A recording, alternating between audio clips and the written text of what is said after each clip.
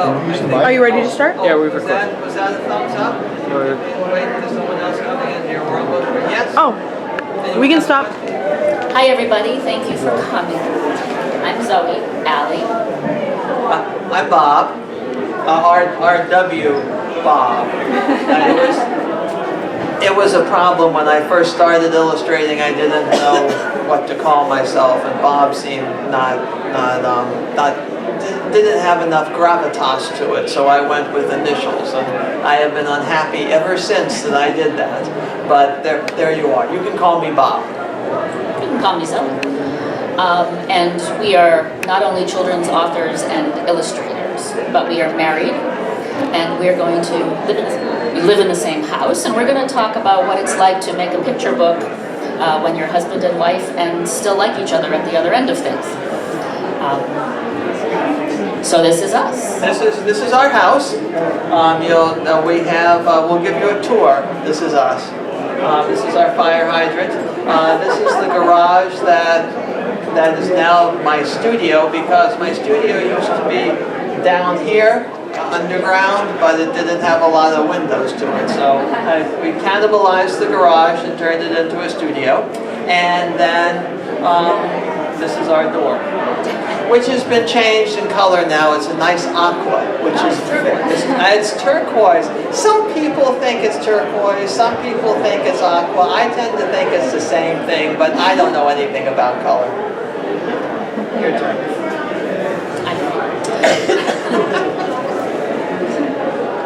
I got this. You got it. I got this. These are for who originally we wrote and illustrated our kids' books for us some time ago. That's Cassie, and that's Max. She's now 30, and he's now 27. They grew up, but it's important to demonstrate the idea of inspiration. And I had always illustrated. Well, I graduated from college not knowing what I wanted to do. I went to a regular 4-year college because my parents would not pay for art school. And so I majored in art history. I decided that I wanted to be a children's book illustrator. This was in 1980. And I realized that I had to write a story in order to get anyone interested in my illustration. So that's what I did, and it got published, and one thing led to another. And I began my career working as an illustrator at Hallmark cards, and learned the craft from that, because I took fine arts classes in college, but I did not take anything that would allow me to pay for reproduction. So I learned how to do that, and I was perfectly happy doing that. And then, of course, I met the charming Zoe here, and we decided to get married. And then one thing led to another, and we had children. And then my whole idea about illustrating for children changed. When you actually have children running around in the house and doing stuff, it moves from illustrating fairy stories and stories that you already know, traditional stories, elves, and all this type of stuff, into real life. Because you see these children who then grow up to do this to you, and they present you with real life situations. And so I began drawing the children, and I began observing what they were doing and started writing stories around them. And then Zoe got interested in writing because it seemed like you always wrote. And talk about your process, though. Nice segue, don't you think? Your turn. As he said, yes. That was a very good segue. I thought so. I did always write. These were unfortunately pirated by dear husband from my early days of journals and writing. And Zoe was also an illustrator? yeah, I'm glad I married one instead. I was not cut out to be. I'm sorry, change, yes. I didn't hear that. And this is my studio, also called the couch, where I often sit and write in my pajamas. Bob. There I am. It's a bad hair day. But our couch has since been redone, so it's a little bit of an old photo. But the pajamas remain The pajamas remain, As does the hair remains the same. And this is my actual writing now. I write everything longhand. I was in that era where we learned how to do cursive in school. Do they still teach cursive in handwriting? No. They do? Oh, good. Glad to hear it. We have a difference of opinion here. Some do. This Some side of do? the room Oh, says really? no. Huh. You learned cursive? Yeah. Oh, good. And Oh, you? wait, sorry. I went back, I went You went too forward. far. I went too far. There you are. You didn't learn cursive. No, I didn't. That's There what you I go. wanted. Anyway, I write everything longhand. And what happens in a picture book making is picture book words and text always comes first before the illustrations. I come first anyway, I think, in our relationship, but regardless of that, my words come first. So I write my words, and then they will go down the hall to Bob's studio where he will take a look at them and put pictures to said text. And so my early experience with making pictures was, let's see, what was this? This is one of my earliest drawings. You see, hands were not a specialty, and feet were not more, really just sort of afterthoughts also. But then that led to complicated drawings, and I found that I always liked to make pictures, and I discovered that in making pictures, what I really like to do is tell stories. And so when a complicated picture like this, from like 10th grade or something, every little interaction between the characters has a story that I was telling myself, and that sort of continued to this day. And my studio, what you originally discovered was the garage. This is the studio, and I have a rolling ladder, which is what I'm standing on top of to look down upon the studio.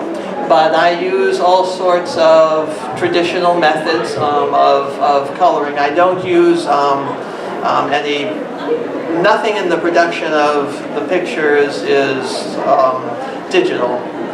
The pictures are reproduced digitally, which is marvelous, because the fidelity of reproduction is so much better than it has been in the past. But in creating the pictures, I use watercolor and watercolor pencils and more watercolor and inks and dirty water and coffee, which makes an excellent brown.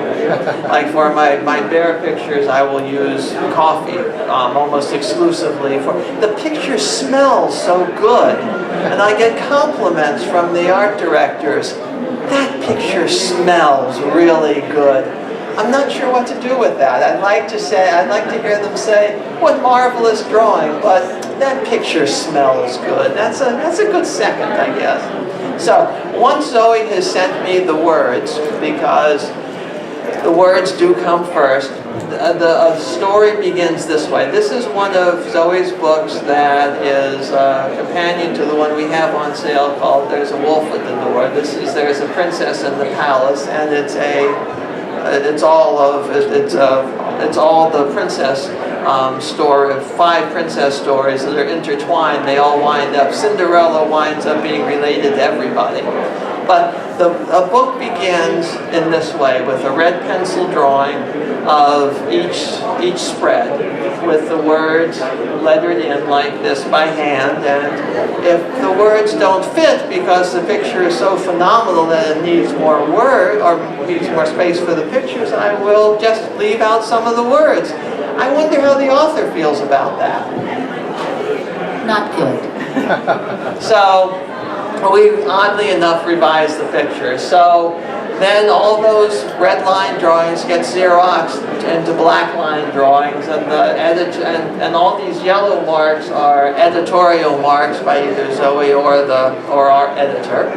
And those pictures become these pictures with pen and ink drawing and watercolor on top. And the nice thing about working with Zoe's text is that, especially for these graphic novel presentations, these graphical things, it's like a play. It's like a play script.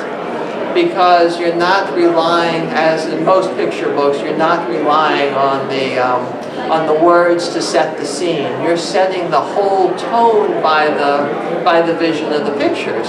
So what happens is the interaction between the characters is extremely important to emphasize the interaction that they're actually speaking, and being able to focus on the characters.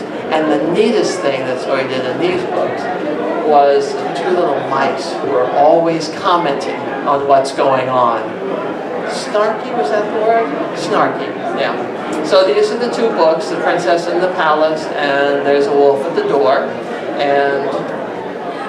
And then I also, at the same time I was doing this, I've been doing the Paddington Bear books for 20 years. And that was a lucky happenstance of my working for a publisher, and a publisher merging with another publisher, and the publisher I was working for thinking that they wanted to bring the Paddington books to the United States. And did they have a pen and ink illustrator who they thought would have a feeling for the character? And it turned out that I did, and that's Michael Bond, the Paddington author. I'm not sure there is a picture of him that does not have him holding a Paddington Bear. It's remarkable. He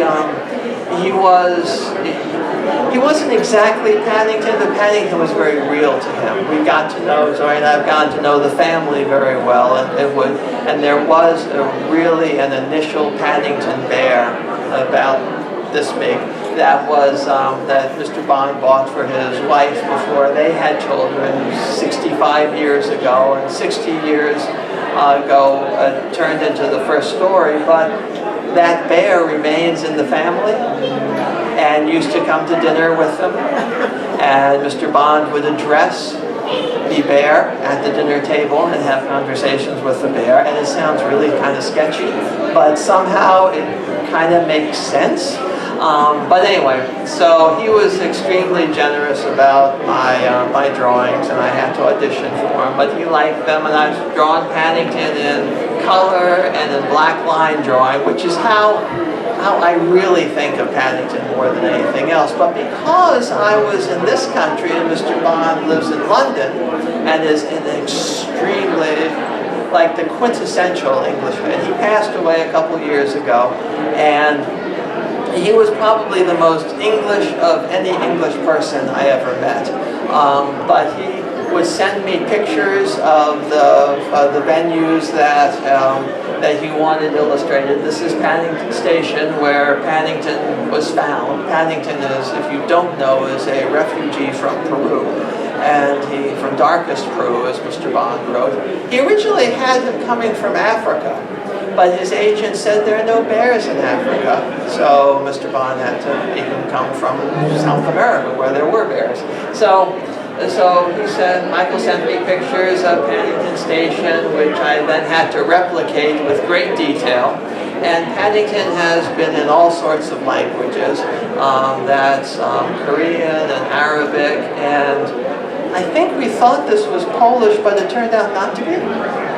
Any ideas? No idea. The fun thing about seeing these books in different languages is that that's Japanese, that's not Korean. There's so much, you leave exactly the amount of white space in a picture to accommodate your English text, but in Japanese there's a tremendous amount of white space left over. In Polish or German or any of those Slavic languages, there's no white space left over. There's a German edition in which one word goes the entire length of the page. How do these people spell? Can you imagine a spelling test? It's just remarkable to me. But then in Arabic, the pictures are all flopped because the languages, like a book in Hebrew, read in the opposite direction. So that's kind of fun to see the pictures go backwards. If you've ever looked at your handwriting in a mirror, it kind of changes how it looks. So that's, here we are back to us again. You like this? Okay.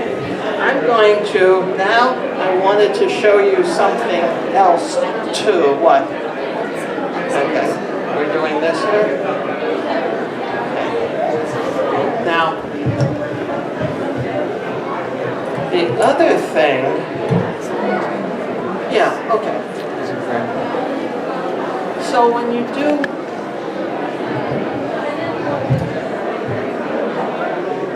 yes, I'm right-handed as it turns out. This is news to me apparently, so I'm going to stand over. I'm just doing this because these guys are filming it, so I'm just sort of messing with them a bit. So, in doing a character, I'm going to do a little quick sketch of Paddington. And in doing a character, you wind up, how do I describe it? You wind up using the same beginning, at least I do, for just about every character. I always, when I go to schools, I show the kids there's a character that always begins with a head and a body and two legs and arms and ears and a nose and eyes and a mouth, and there we are. Not really much of a discernible character, is it? Not particularly interesting. And then, so a character, what are the particular features of the character you're illustrating? Well, if you're doing a bear, the first thing you have to notice is that the bear's legs, the hind legs, when they stand up, are considerably shorter than people legs when they stand up. So we do a little bit of this. And the neck is a little thicker, like this. And the ears are not there. The ears move here. And then I always suggest that maybe an elephant ear is a nice idea, but that doesn't really work. The ears usually have to match. So we'll do the ears like this. Aha! And then they have paws instead of, there's a paws like this. And then paws like that, and paws like that. That looks a little like a duck. Do that, little duck feet there, and maybe put a little feather on like that. And then you have a big eyes like this, and a little beak, and suddenly you have an owl. Doodling is really a good way of sort of trying to sort out a character. This started out as a bear. This isn't very, this is a chub. So we'll take, so we'll do a little bit of the French Revolution there. And then, let's see, we'll take one of those. So we'll start over. So, that's the other way to accomplish this. Okay, so I have in my head my idea of what I want.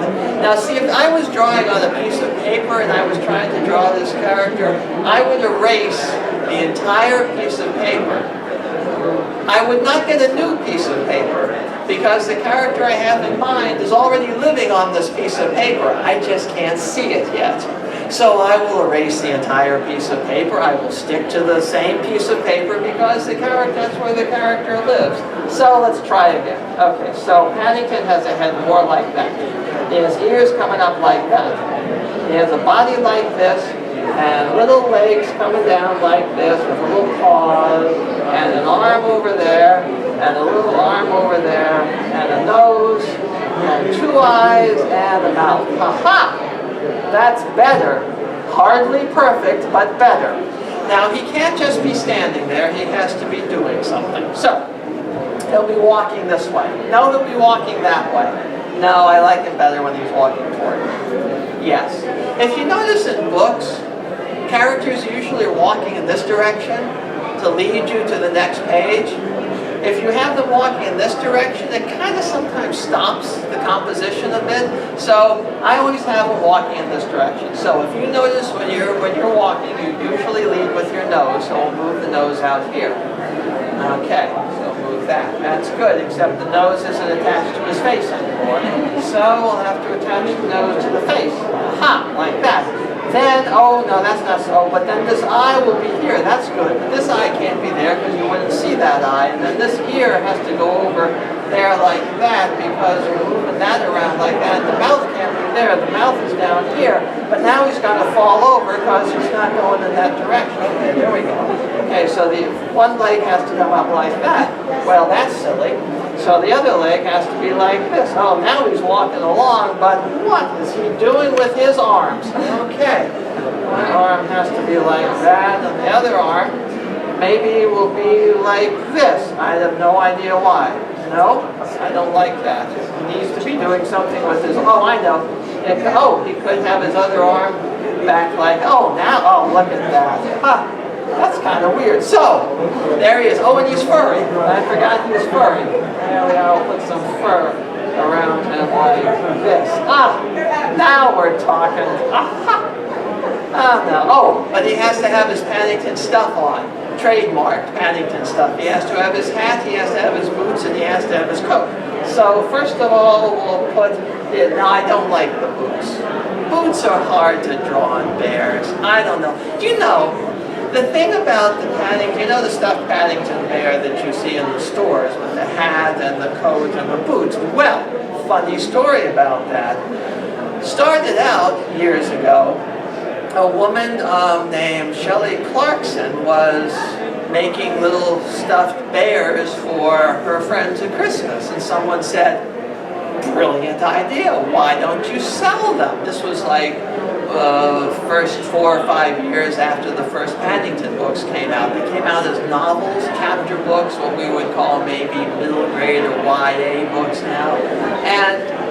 And she said, oh, that's a good idea. So she started making little stuffed Paddington Bears to sell in stores. And Michael Bond's lawyers said, that seems like a copyright infringement. And they wanted to sue her, but she had no money. She was doing this in her kitchen. And Mr. Bond said, why not go into business with her? Everyone loves these little stuffed bears. So they did. They went into business together with her, and she wound up doing, creating a company, I think called Rainbow or something, but it was a stuffed animal company.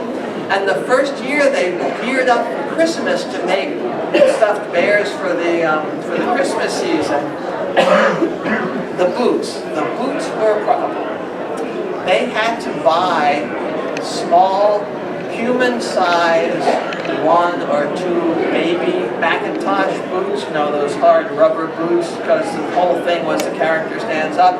If you happened to have a child that Christmas, and you needed that size boot, you couldn't get it because it was on the stuffed bear.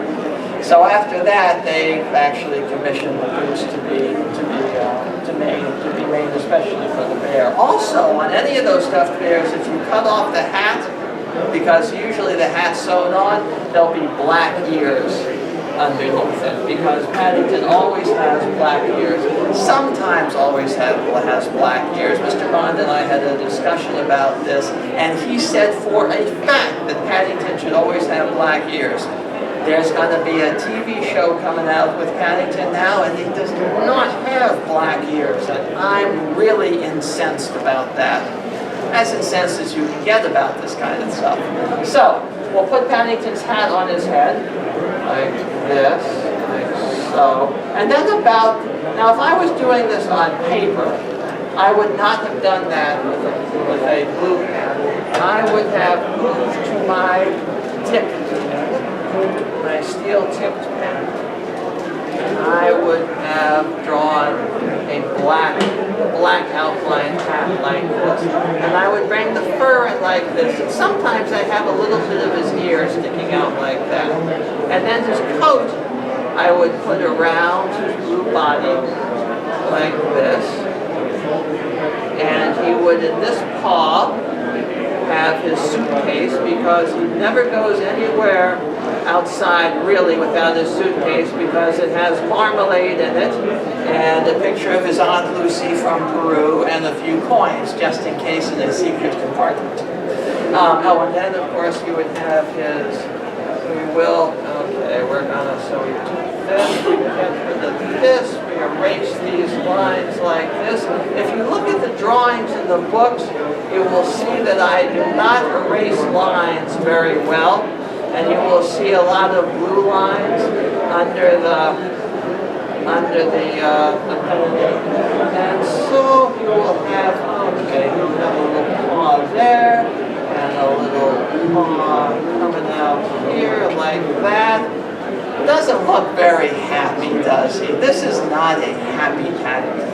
Okay, so how do we fix that? Well, we'll get rid of this, and we'll bring his snoot down around like this, and his eye like this, and another eye like that, and a little bit of fur down here.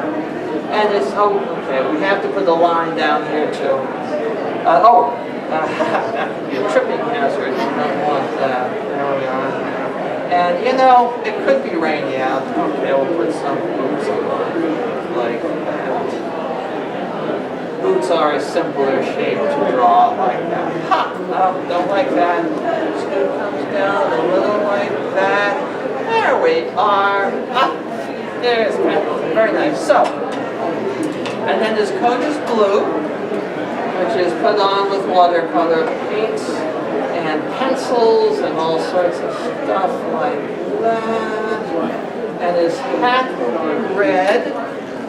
And then the very last thing, because he still doesn't look, still looks a little annoyed. And it's the funniest thing when you're drawing with a pen and ink line, the simplest line can change an entire character. Just like that. It's so funny how that works, because you can have your character now all of a sudden be happy with a little smile like that. So that's, okay, we'll get that later.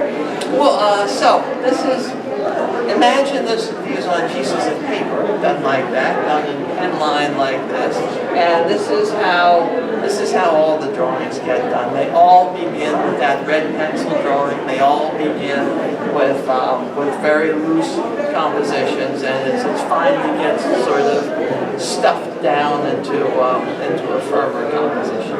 But anyway, so does anyone have any questions?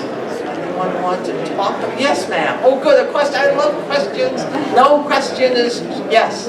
How long does it take you to illustrate a typical, like, if Paddington or your other books? How long does that take, the process?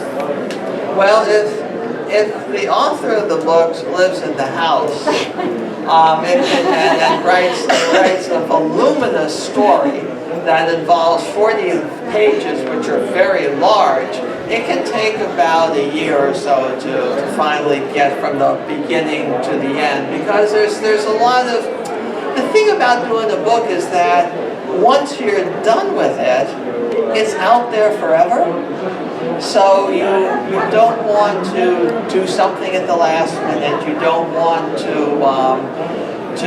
I can't tell you the number of times I have revisited a picture or a paragraph or something a day or so later and realized just one little thing can tweak it. But it's also extremely important to have a good critic in the house, which is what Zoe is, because I will think that I have gotten the essence of something, and I will think that my character is doing something, and she will ask, oh, what's he doing there? It doesn't really, and I have learned not to argue, because the word, as a writer, yeah. I didn't know that. I have. We'll discuss that later. Yeah.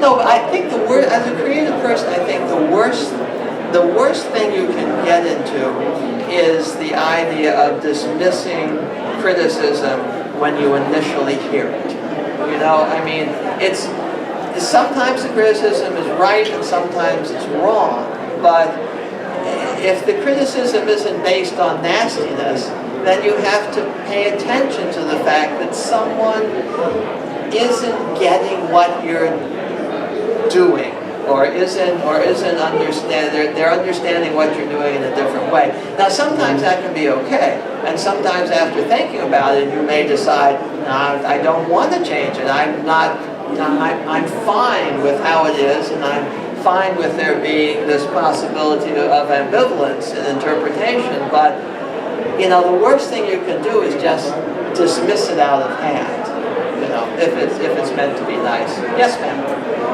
I think you sort of alluded to it, but so if you start with Zoe's words, do you guys work in the same space initially, or Zoe, do you just hand your words off to Bob and then We have different spaces. and then you go Oh, back sorry. and look at his illustrations and say, this is where you're off, or you're Well, wrong? that's the weird thing.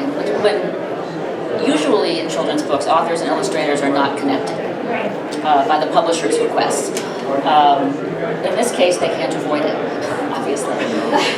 But Bob and I have been together we've been married for 38 years, so we know each other together longer than that, but we know each other very well. So when I write for Bob to illustrate, I basically know instinctively what he's going to make his pictures look like of my characters. And he likewise has said that he knows kind of subliminally what he wants my character, what he knows that I want my characters to resemble. So in this relationship, it works pretty well. That's not to say that there aren't distinctions. There was a time when I wrote something and he changed the animal. The animal was a squirrel and he made it a rabbit. And then first, like you say, with the criticism, I don't know, it was a squirrel. Oh, I remember that. But when I looked at the rabbit was so stinking cute that I said, done. Cute usually wins in children. In children's books, Yeah. it does. So, yes, Vicki, in answer to your question, we work separately, and then they go to him, and I pretty much let him, because there's a lot more to illustrating than children's books than just creating the characters and the scene. There's the entire composition, and he really has to break down the words to determine what's on what page, and paginate it, and determine how it's going to be represented. So that's his. Do you leave him alone? Absolutely. He comes back to you Yes. with illustrations? Yes. Sometimes he'll do little sketches and I'll see little beginnings and little inklings. But I don't need to. I feel like, he's such a fabulous illustrator that I know anything that he creates is going to, and that's not kissing up, that's just truth. It's just, he's just really good at what he does. But under normal circumstances, he gets a manuscript from another author, does it all on his own, and the author doesn't see it until the end, for the most part. Michael Bond with the Paddington would, because he was part of an empire, so it was a bigger thing. But usually the author doesn't see it till the end. But all your authors have loved what you've done so far. So far. So far. So far. But the one thing I'll add to that is too, when you're doing illustrations for text, you don't want to repeat exactly what's in the text. You want to, there has to be a reason for it to be an illustrated book, and sometimes the simplest reason is to, tell more about the background of the physical background of the characters and all that stuff. But there's also the interaction of the characters, and if the author has said that the characters are getting into an argument, then what's the point of showing the characters in an argument? Maybe you want to show them before the argument, maybe you want to show them after the argument. You don't necessarily need to bludgeon home the idea that they're in conflict by the drawing itself. So, yes. What's your process for thinking about the cover and thinking about the end papers and how that adds to the teacher? So Okay. I talk about it with my students all the time. That was going to be my question. What do you do? Yeah, so That's a very esoteric question. The cover is, the cover used to be the province of the illustrator or the editor. It's now the province of what we call the marketing department. And that's not always to the best advantage of the book, I think. It's knowing, having begun my life as an illustrator in greeting card land, I know that basically what's happening is that an image is, you walk around today and right outside and you see all of these cover images, and you know that you pick a book up by what the image looks like on the cover. You may have other motivations about the genre or something like that, but within that genre, what book you're going to pick up is the one whose cover draws you in initially. So you have to be aware of it. It's neither good nor bad. You want people to pick up the book, you know. And the end thank you. The end papers, those happy little pieces of paper that connect the cover to the beginning of the book, depending on how the book is printed, they can be an extension of the full illustration of the story, or they can be solid pieces of paper. I like it when you can put a design on the end paper. A thing that people do nowadays in telling stories that I had begun to do years ago, and now people are catching up, is you start telling the story before you give the title to the story. You introduce the characters on the very first page. I think the thing that's nice about that is that the child opens the book, sees the characters, makes a bunch of assumptions. They've seen the cover too, but they make a bunch of assumptions about the characters by just their physical appearance, where they are, what they're doing, if there's anything going on in the background. And then you slide into the story. There's, a story, whether it's in a picture book or in a novel, it's really about the characters, you know? I mean, it's not so much what happens in the story, it's not the plot so much. It's the personality of the characters who are inhabiting the plot.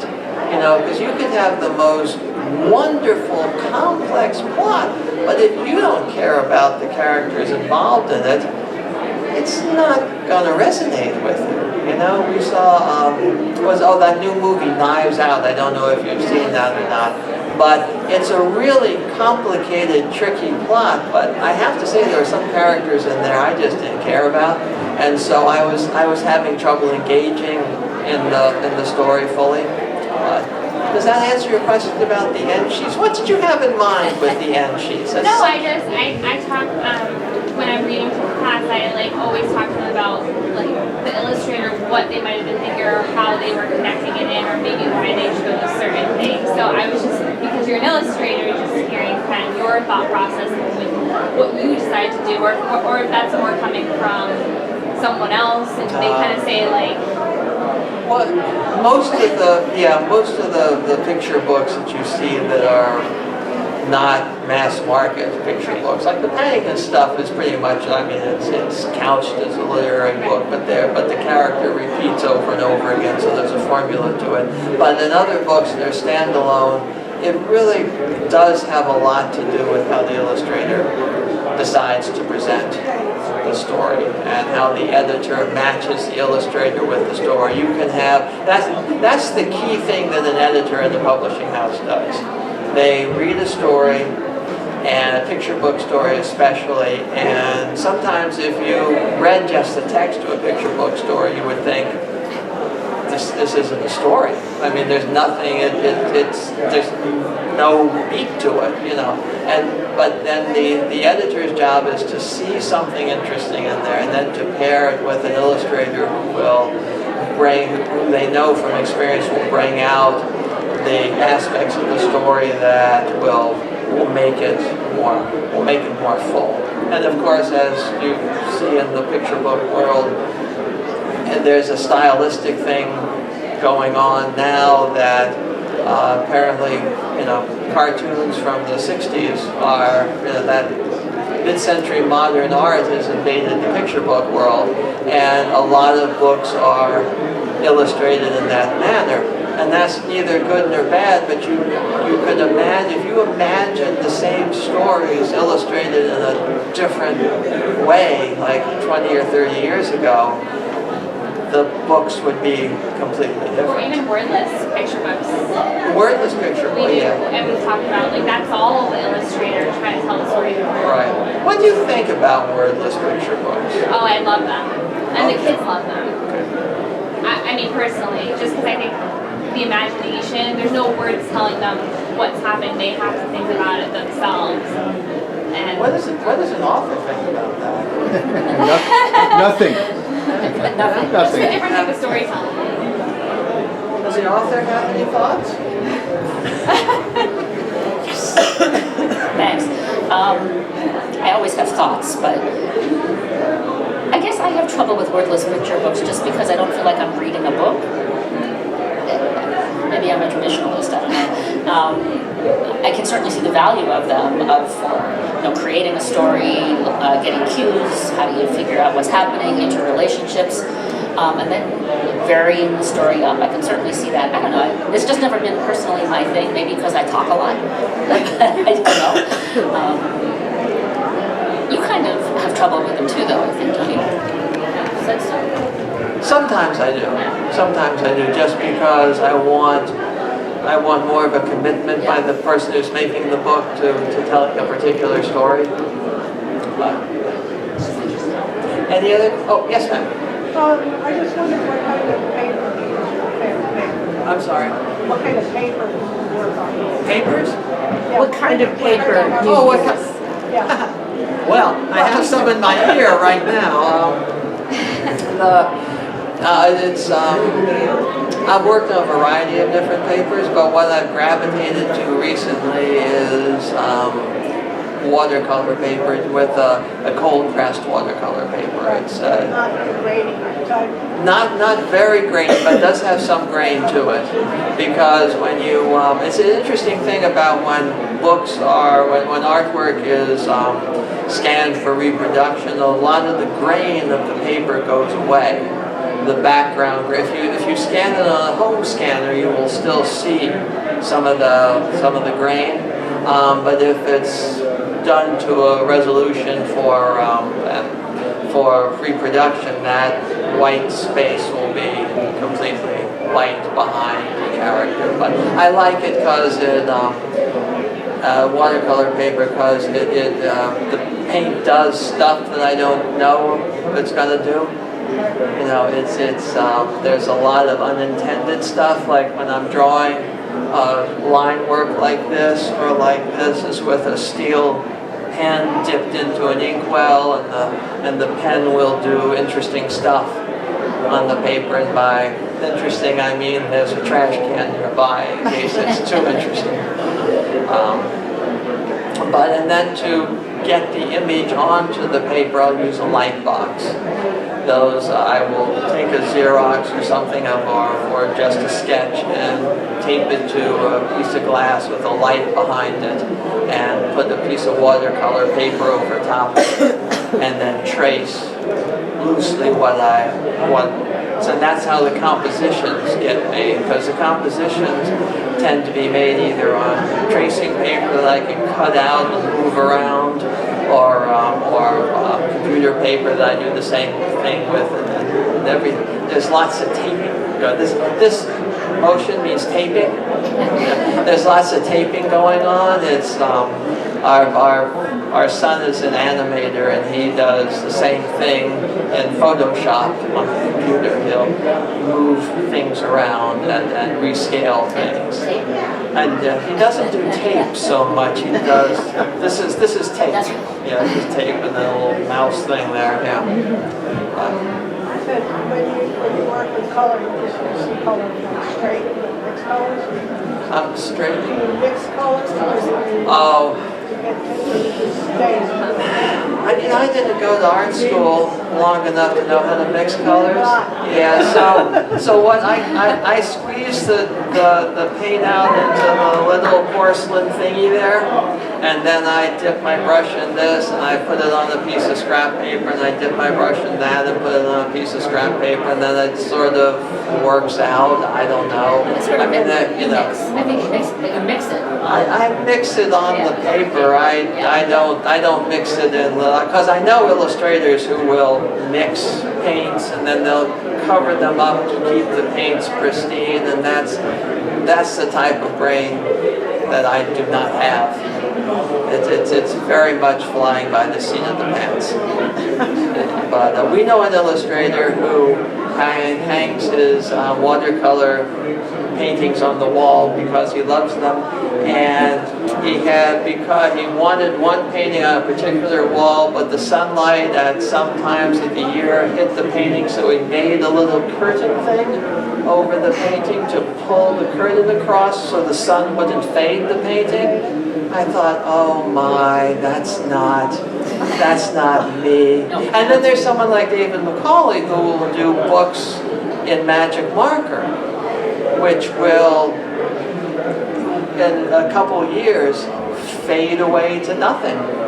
You know, so for me, I'm more like him, I guess. For me, the book is the finished product. Like the artwork itself is not, they're nice as individual elements, but it's the book where they live that's the real work of art. And then of course you have people creating digitally and they have they really have no physical art. I mean, they can print it up, but really the thing lives on the computer screen or in the printed book. It doesn't live anywhere else. I feel sorry for them because then they can't sell their drawings. There you go. And any other questions? Yes, sir. I was just curious if you had any advice for people that were looking to get into writing or working in pictures. Run like hell. Well, that was optimistic. It was too easy. It was too To easy. say that loud? No, I'll Okay. just walk back here. Okay. I don't know. We get asked that a lot. It's hard to. It's a whole different market to get Oh, into you're now. driving her crazy now. Oh, I'm Oh, sorry. do you not want me to? Oh, I didn't realize I was screwing that Oh, up. it's okay. Oh, no, it's When fine. we started picture book making, it was an entirely different business and market. It was much more open and much more accessible. And, Bob could go to New York with his little portfolio and see a bunch of His editors. cute little portfolio. Cute little portfolio. His cute little matted portfolio. I matted every piece of my 30 pieces. It weighed about 800 pounds. Yeah, Yeah. it was awful. It was awful. But It was at that giant. time, you This big. could go. Yeah, you could go to the editors, and they would have drop-off days where you would leave your portfolio, and the editors would look at it and pass judgment on it. But there's an organization called the Society of Children's Book Illustrators and Writers. Just going to say that. Yeah. Oh, I'm sorry. Would you like to say that instead? There's a group called the Society of Children's Book Writers and Illustrators, and they're all over the country. And their website, SCBWI, is a great resource. They have information about, do you need an agent? How do you break in? What are the editors looking for? How do you submit? They really have everything on there. And they'd probably be my initial resource. My other suggestion is just to write or illustrate and have completed pieces that you can actually show to people and show to those people that you find. You haven't. You don't know what to do with it next. Yeah. Take a look at SCBWI. Is that what you think? They will be able to give you advice on how to format it and present it and stuff. And with the self-publishing world now, it's entirely possible to create something that someone can hold in their hand. And sometimes it's instructive to you to see what it looks like. The only thing that I would, the only caution, the thing that an editor, it's not the fanciness of the publishing house. It's the editor who you're working with. The thing that they bring to the table that you can't is an experience with what seems to work in the format and the language of a story. And it's one of those things you may agree or disagree with them, but the one thing I think that's difficult about self-publishing is that it's hard to take advantage of the editorial process if you're not only the author but the editor, or the author and the editor, because it's hard to step back from your own work. It's hard not to read your work with the idea of what you're intending it to be. And what an editor will give you is an idea of what you really have, and it may surprise you.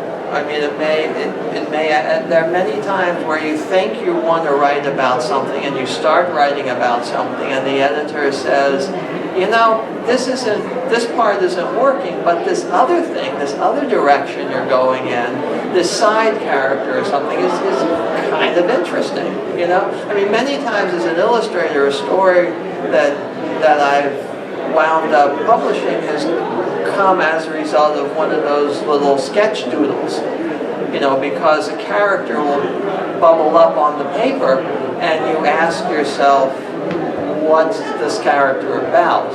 And you show it to people and they say they want to know more about this character because it looks physically interesting. But, so it's not, and there are many editors, there are many freelance editors now too. As the publishing houses are downsizing, there are freelance editors who are taking on the work, or filling in that gap. And you can hire them to give you, you know, unbiased advice on your story or your pictures or something. It's you know, it's an outlay of money. Sometimes it's worth it though. You know, I've employed freelance editors to look at some projects before I sent them to editors because I want to know what I have. Any other questions? Well, good. Well, thank you very much for coming.